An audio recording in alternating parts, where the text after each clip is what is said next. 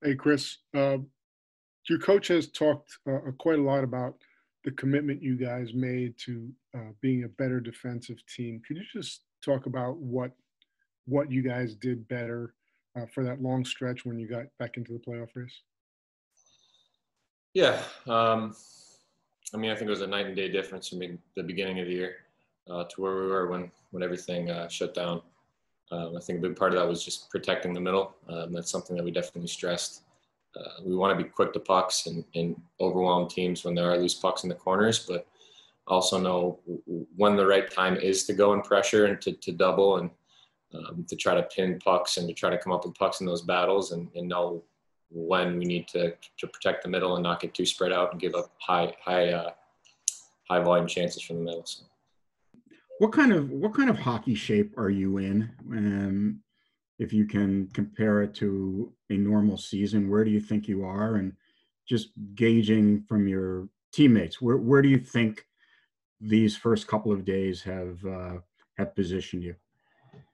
Yeah, it's hard to be a judge of what kind of hockey shape you are if you haven't played in any games.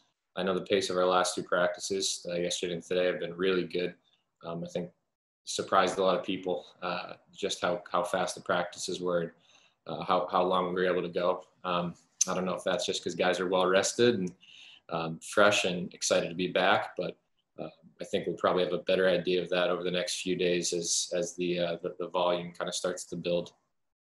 I wanted to know what your mindset is as a team going into this, into this opportunity you have here, this best of five. And man, Mika said yesterday that the mindset is to win the whole thing. And I'm wondering, how much guys really believe that.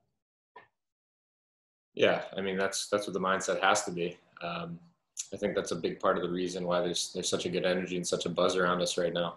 I think we really believe in the group that we have and the style of play, the structure, the way that we play, and the way that we were playing before the extended break. So I think there's a ton of belief in our room right now.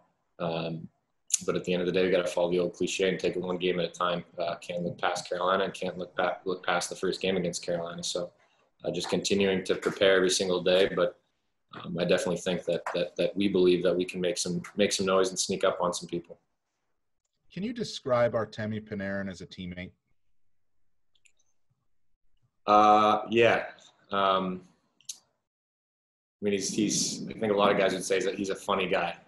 He's not overly loud in the dressing room, but when he says something, it's a lot of the time it's he's got a very dry sense of humor. He's witty. He's a little bit sarcastic, and he's sharp as a tack. So, but he's a very good teammate. I mean, he competes like a dog on the puck in games. He wants to win. He's highly competitive. I mean, you could see that today from the scrimmage. Him and Mika going back and forth a few times. He wants the puck and he doesn't want anyone else to have it. But off the ice, very good teammate, very good friend. Probably one of the happiest people you ever meet. And although he's a little bit soft-spoken, maybe it's because he's not as comfortable with the language, although I think he speaks much better English than he lets on, as I'm sure a few people have said. But yeah, just a great all-around human being. Hey, Chris, can you take us through your actual end of your rehab and how you felt when you felt you were able to get, felt strong enough, your foot was good enough to play? Yeah, I think I might have been pushing a little more than I should have to come back a little earlier than I should have. It certainly didn't feel good putting the boot on for the first few minutes when I was first getting on the ice, but it started to calm down a little bit once I got out on the ice. But a few weeks into quarantine, it just all of a sudden woke up and felt pretty good. But at the same time needed to do a decent amount of rehab, just kind of working up the chain there, starting from where the break was on the foot, up the calf and the shin there, working on the hip, and just basically everything up that chain because everything kind of fatigues. I mean, just walking a few days in a walking boot can kind of mess with your gait a little bit and make things a little bit awkward. So there was a little bit of rehab and a little bit of weakness initially, but feels 100% now.